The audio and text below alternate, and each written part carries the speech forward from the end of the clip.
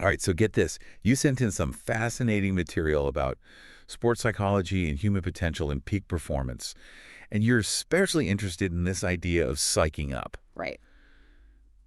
And honestly, after going through it, I am completely hooked. Yeah. We're talking about unlocking some serious mental power here, particularly for athletes. hmm But honestly, this stuff applies to just about anything you want to excel at. I think that's a great point, and that's what's so fascinating about this topic is that it's not just for athletes, it really is about human potential. That's about anyone. Yeah. Where are the limits, right? Yeah, exactly. And I mean, you look at some of these examples, it's like, are there even limits? Yeah. I mean, that's the question this whole thing raises, right? Totally. So you've got to hear this. Okay. In this book, Psych, by Dr. Judd Biasiotto, he talks about this guy, Swami Raja. Right. And this guy could control his heart rate on demand. Yeah. Walk on fire. Oh, wow. I mean, actual fire. And even survive in an airtight box with barely any oxygen. That is wild. It's like, how is that even possible? It's really incredible. And I think it speaks to the power of the mind-body connection, Yeah. which we still honestly know very little about. Yeah, it's like we're just scratching the surface. Totally. So this is where it gets really cool.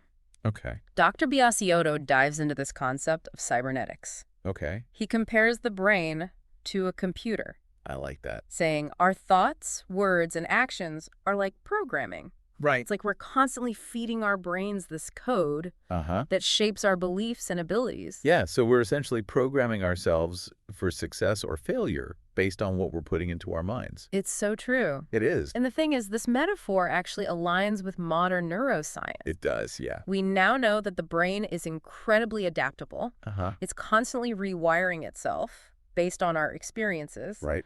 This is what we call neuroplasticity. Yes. And it means that we can quite literally change our brains by changing our thoughts and behaviors. Totally. Okay, so hold on. You're saying that if I keep telling myself, I'm a genius, Yeah. my brain will actually start believing it. Well, it's not quite as simple as that, Okay. but the underlying principle is sound. Okay. It's about consistently feeding our minds positive input, Uh-huh. whether it's through affirmations or visualizations, Got it? or even just surrounding ourselves with supportive people. Okay. We can create new neural pathways that reinforce those beliefs. Right. You know, think of it like building mental muscle. Okay, I like that, building mental muscle. Yeah. Okay, that makes Okay. sense. Good. So what about anxiety? Yeah. It seems like that's a big theme in the materials you sent. Yeah. I mean, even world-class athletes get nervous, right? Oh, absolutely. I mean, look no further than Dr. Biasiotto's anecdote about boxer Kenny Norton facing George Foreman. Right. I mean, Foreman was this absolute powerhouse. Ah. And even Norton, a world-class athlete, was Yeah. terrified. Yeah, And that's something we can all relate to. it is, for sure. Yeah. We all experience anxiety, Oh, yeah. you know, in different areas of our lives, Yeah. whether it's public speaking, Mhm. taking exams, Yeah. even just meeting new people. It's totally true. Yeah. So how do we tame this anxiety monster, as Dr. Biasiotto calls it? Great question. I know you're big on practical takeaways. I am. What are some things people can actually do Yeah. to manage anxiety?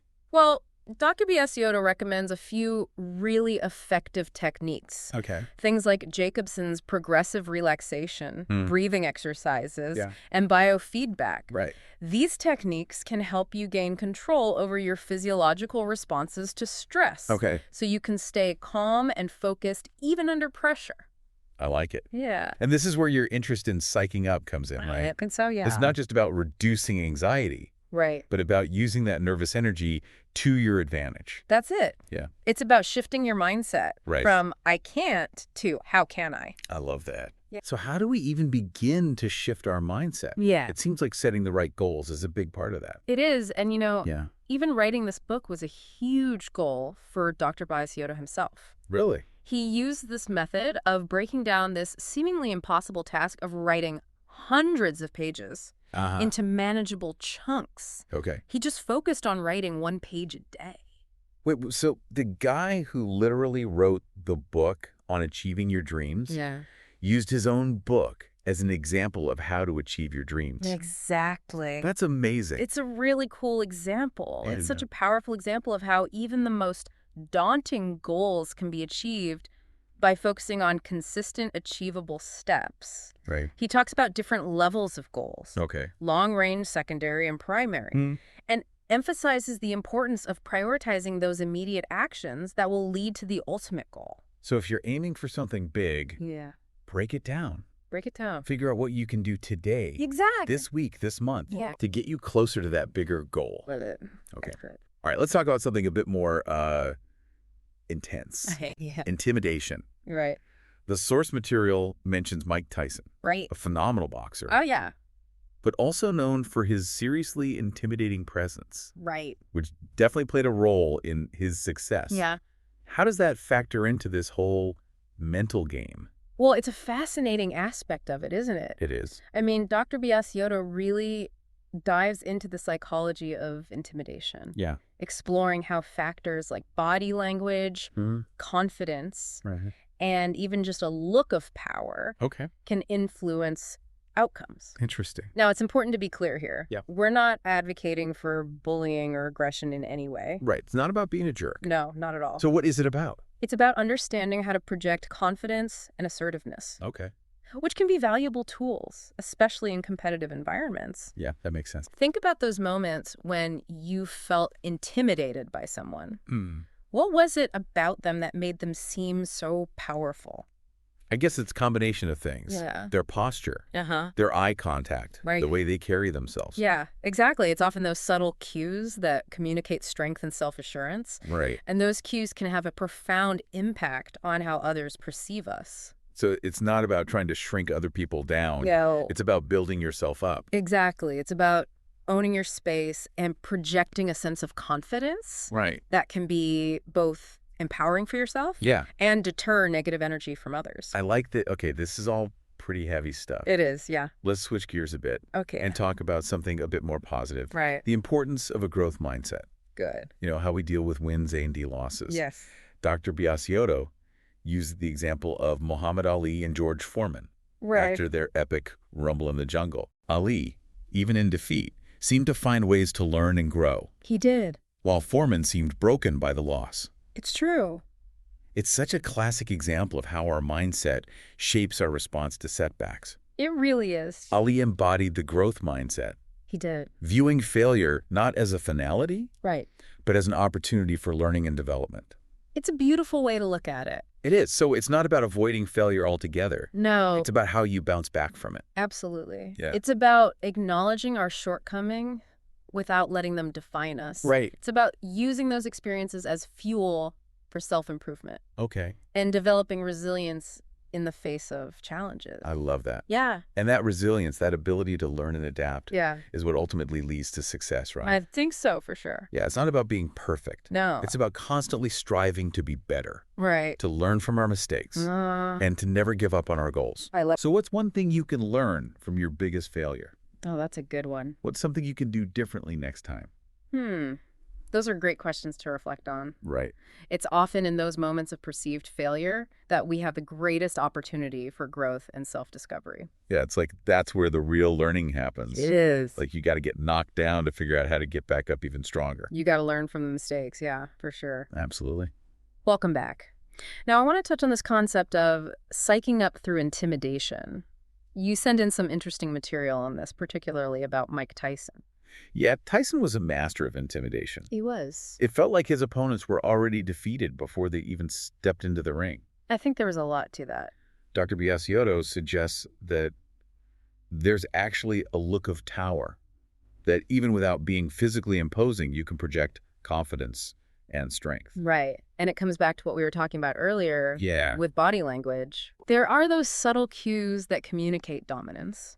Yeah. What are some of those? Well, you think strong eyebrows, Okay. a firm jawline, steady eye contact. Mm-hmm. These are all things that to some degree can convey a sense of power.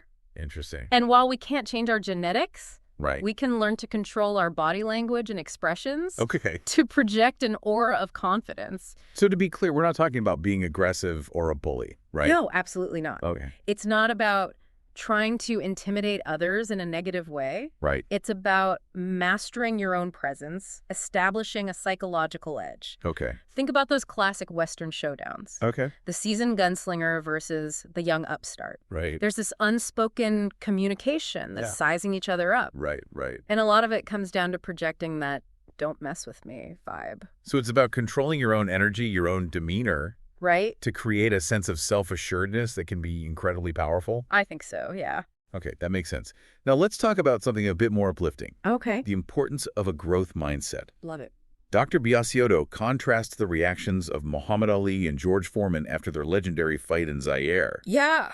Ali, even in defeat, seemed to find ways to learn and grow, while Foreman was devastated by the loss. I mean, it's a perfect illustration of how our mindset shapes our response to setbacks. Right. Ali, even when he lost, was already thinking about how to come back stronger, how to learn from the experience. He was always looking ahead. He was. He embodied the growth mindset, Yeah. seeing failure not as the end, Mhm. but as a stepping stone to something greater. So it's not about avoiding failure altogether. It's about how you use it to your advantage. Exactly. It's about taking responsibility for our mistakes, Hmm. not as a form of self-punishment, but as a valuable opportunity to learn and improve. Right. It's about developing resilience in the face of challenges Okay. and understanding that setbacks are an inevitable part of the growth process. That's a really powerful way to look at it. Okay. Okay, now let's dive into something Dr. Biasiotto explores that might seem a little out there, Okay. unlocking even greater levels of human performance. Okay. He talks about techniques like hypnosis, sensory deprivation tanks, even Qigong, this ancient Chinese practice for cultivating energy flow. Right. And these techniques, while often shrouded in mystery, Yeah. point to this vast untapped potential within us. Hypnosis, for example, Yeah. suggests there are levels of consciousness beyond our everyday awareness, Okay. and that by tapping into these states, Mm-hmm. we can potentially influence our physical and mental capabilities. It's like there's this whole other operating system running in the background, Yeah. and we just haven't figured out how to access it yet, It really is. right? And sensory deprivation, while it might seem extreme, It does. highlights the powerful influence our environment and senses have on our perception and consciousness. It really does. By removing those external stimuli, we can explore the depths of our inner world and potentially unlock hidden reserves of potential. Totally. Now, Qigong, Yeah. I love it. This one's a bit outside my comfort zone. Yeah. What exactly is it? So Qigong involves specific postures, Okay. breathing techniques, and mental focus exercises, Mm-hmm. all designed to cultivate and direct what's known as Qi, this life force energy. Okay. While Western science is still catching up in understanding Qi, Right. it's been practiced for centuries in China Wow. and is gaining increasing recognition for its potential benefits. So it's not just a mystical Eastern philosophy. No, There's actually a practical application to it. exactly. Dr. Biasiotto suggests that mastering Qigong Hmm. can help athletes achieve a state of ruging, Okay. a heightened awareness and energy flow that optimizes physical condition. Interesting. So while the scientific understanding of Qi might be evolving, the practice itself has been around for centuries, suggesting there's something to it. Okay, let's shift gears a bit and talk about subliminal persuasion. Dr. Biasiotto talks about how our subconscious minds are constantly being bombarded with messages below our conscious awareness. Right, and subliminal messaging has been a topic of both fascination and controversy. It has. While the idea of secretly influencing behavior through hidden messages is intriguing, Yeah. the scientific evidence supporting its effectiveness is pretty mixed. Okay, so those listen to this tape while you sleep and learn a new language claims are probably not going to pan out. Probably not, but it does make you think about the power of suggestion Right. and how our subconscious minds process information. Yeah. Even if we're not consciously aware of it, Uh-huh. our brains are constantly filtering and absorbing information from our environment. So even if we're not actively trying to influence our subconscious, it's still being shaped by the world around us. That's right, and that's why it's so important to be mindful of the messages we're exposing ourselves to, Okay. whether it's through media, advertising, Right. or even our own internal dialogue. That's a good point. Now, let's talk about something that's probably familiar to many athletes, biorhythms. This theory suggests that our physical, emotional, and intellectual performance fluctuates in cycles based on our birth date. Right. Biorhythms have been around for a while, They have. with many people using them to try and explain fluctuations in their energy, mood, and performance. Okay. However, the scientific evidence supporting them is pretty weak. So is it all just a bunch of mumbo-jumbo? Well, Dr. Biasiotto actually did his own research on biorhythms with powerlifters. Oh, wow. And the results were interesting. What were they? It seemed like it was more about the power of belief than any actual biological cycle. Okay. If the athletes believed they were in a low performance cycle, they actually performed worse, Really? even if there was no scientific basis for it. So it's almost like a self-fulfilling prophecy. If you believe you're going to have a bad day, you're more likely to have a bad day. Exactly. It highlights just how powerful our beliefs can be in shaping our reality. Okay, let's get into a topic that's particularly relevant to athletes, the pressure to win. Dr. Biasiotto talks about how our culture is obsessed with winning and how that can create an unhealthy mindset. It's true from a young age, athletes are often taught that winning is the only thing that matters. Right. And this can lead to a fear of failure, a sense of self-worth based solely on outcomes, and a distorted view of competition. Yeah. It's like we've created this system where winning at any cost becomes the ultimate goal. Yeah, and it's not just about the athletes themselves, the coaches, the sponsors, even the Sands. Everyone contributes to this pressure cooker environment. And this win-at-all-costs mentality can have serious consequences. Like what? It can lead to cheating burnout and a complete loss of the true spirit of sportsmanship. Right, it's like they lose sight of why they even started playing in the first place. So how do we shift that mindset? How do we move away from this obsession with winning at all costs? Well, it requires a change in values and priorities. Okay.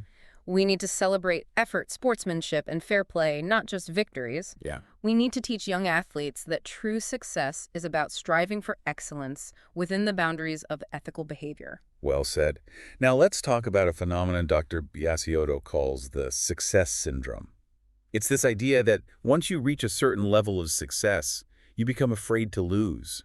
And this fear can actually sabotage your performance. It's a psychological trap that many successful people, not just athletes, fall into. They become so focused on maintaining their winning streak that they lose sight of the joy and passion that initially drove them. It's like they're playing not to lose rather than playing to win. Exactly. And this fear can be paralyzing. Right. It can lead to hesitation, self-doubt, and ultimately underperformance. It's like they're holding themselves back. They are. It's important to remember that setbacks are inevitable. They are. And that true success lies in the ability to learn from those experiences and keep striving for excellence. Couldn't agree more. All right, we're back. And I want to touch on something Dr. Biasiotto brings up that's a bit thought-provoking. This idea that women have often been conditioned to lose, especially in areas traditionally seen as masculine. Yeah, it's an interesting point, and one that unfortunately still holds some relevance today. Dr. Biasiotto argues that this goes beyond just physical differences between men and women. There's a whole layer of social conditioning at play. So it's like there's this unspoken rule that women shouldn't outperform men in certain areas. Precisely, and this can create a sort of self-fulfilling prophecy where women might subconsciously hold themselves back to avoid social disapproval or negative stereotypes. Think about the language we use. Successful women are often labeled as bossy or aggressive, while men exhibiting the same traits are praised for being assertive or leaders. Yeah, it's so true. And it makes you wonder how much potential is being wasted because of these outdated norms. Like we're all playing by a set of rules that no one ever questioned, and it's holding everyone back. It is, and that's a great point. Fortunately, times are changing, and we're seeing more and more women breaking through these barriers and achieving incredible things in all areas of life as these role models emerge. Those old stereotypes will hopefully continue to fade. It's really inspiring to see. Okay, let's lighten the mood a bit. Dr. Biasiotto talks about superstitions in sports. He points out that even the most rational, highly trained athletes often have their own quirky rituals or beliefs they think will influence their performance. Right. Superstitions are fascinating because they highlight our human desire for control, especially in situations where we often feel powerless. Think about it, athletes might wear the same lucky socks, avoid stepping on cracks, or do these elaborate pregame routines, all in hopes of gaining a tiny edge. And it's not just athletes. We've all been guilty of a little superstitious behavior at some point, right? Whether it's knocking on wood or avoiding black cats. There's a part of us that just wants to believe we can influence outcomes that are often beyond our control. Oh, absolutely. And these beliefs are often strengthened by what we call confirmation bias, our tendency to focus on evidence that supports our beliefs while ignoring evidence that contradicts them.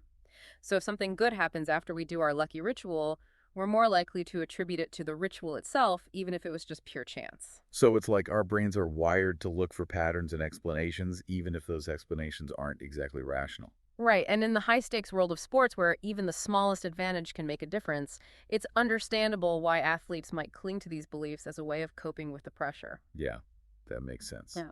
Dr. Biasiotto suggests that our susceptibility to superstition might be linked to our locus of control, whether we believe we're in control of our own destiny or whether we believe our lives are controlled by external forces. Right, that's an important distinction. People with an internal locus of control tend to believe they have agency over their lives, while those with an external locus of control might feel more at the mercy of fate or luck. So do you think there's a link between locus of control and athletic success? Could it be that athletes who believe they're in control of their own destiny are more likely to perform well under pressure? It's certainly an interesting question. It would be fascinating to see if there's any correlation there. Maybe coaches could even incorporate strategies for developing a more internal locus of control as part of their mental training programs. Now, I want to talk about something that really struck me, the impact of environment on performance. Dr. Biasiotto shares his experience visiting the Chinese Olympic Training Center, and it wasn't exactly a luxury resort. Right, he described it as being quite run down, a far cry from the state-of-the-art facilities we often see in the West. But what's interesting is that these athletes were still performing at an incredibly high level. It really makes you think about whether those external factors, the environment, the resources, the aesthetics, are truly as crucial as we often believe. Yeah, it's like that saying, it's not about the bike, it's about the rider. Maybe true excellence can emerge even in the most challenging of circumstances. I think so, absolutely. It suggests that the most important factors might be the internal drive, the unwavering dedication, and the belief in one's potential. Those are the things that truly fuel success no matter the environment. Okay, one more fascinating concept from the material you sent. Dr. Biasiotto talks about the importance of self-image drawing on the work of Dr. Maxwell Maltz, a plastic surgeon.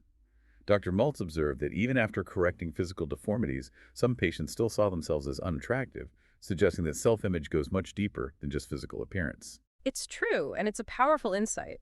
Dr. Maltz realized that our self-image is shaped by years of experiences, internalized beliefs, and societal messages. Changing those deeply ingrained perceptions requires more than just a physical transformation. Yeah, so it's like those beliefs become a self-fulfilling prophecy. If you believe you're unworthy or unattractive, you're more likely to act in ways that confirm those beliefs, even if those beliefs have no basis in reality. Exactly. This highlights the importance of cultivating a positive self-image, not just for athletes, but for everyone. It's about recognizing your inherent worth, embracing your strengths, and focusing on your positive qualities. Dr. Biasiotto even shares this funny story about being in Egypt and seeing this woman who, well, wasn't considered conventionally attractive by Western standards, Yeah. but the local men were absolutely smitten with her, which made him realize how much our perceptions of beauty are shaped by cultural conditioning. Oh, that's a great story. And it's a great reminder that our standards of beauty are often subjective and culturally specific. What one culture finds beautiful, another might not. It challenges us to question those ingrained assumptions and appreciate the beauty and diversity and individuality. All right, let's wrap things up with perhaps the most important takeaway from all of this. The power of belief. Dr. Biasiotto is adamant that if you truly believe in yourself and are willing to put in the work, you can achieve almost anything. It's so true, and that message resonates throughout all the material you sent, whether it's about overcoming physical limitations, mastering mental techniques, or breaking through societal barriers. The underlying theme is that our beliefs shape our reality. He even mentions this famous study called Pygmalion in the Classroom, where teachers were told certain students were gifted, and those students actually performed better even though they were randomly selected. It's like the teacher's expectations created a self-fulfilling prophecy. It's a powerful illustration of how our beliefs, not just about ourselves, but about others, can have a profound impact if we believe in someone's potential. We're more likely to nurture that potential and help them thrive. So if we believe in ourselves and surround ourselves with people who believe in us, we create this upward spiral of positive reinforcement. Exactly. And that's what Dr. Biasiotto's work is all about. It's a call to action, to examine your beliefs, challenge your limitations, and tap into the incredible power of your mind to achieve extraordinary things. This deep dive has been incredibly eye-opening for me. I'm feeling inspired to take on new challenges, push my boundaries, and really unlock my full potential. Thank you so much for guiding us through this exploration. It's been my pleasure. Remember, the power to achieve greatness lies within you. Believe in yourself, work hard, and never stop striving for excellence. That's it for our deep dive into the world of sports psychology and human potential. We hope you've enjoyed the journey and feel empowered to unlock your own inner genius. Until next time, keep learning, keep growing, and keep diving deep.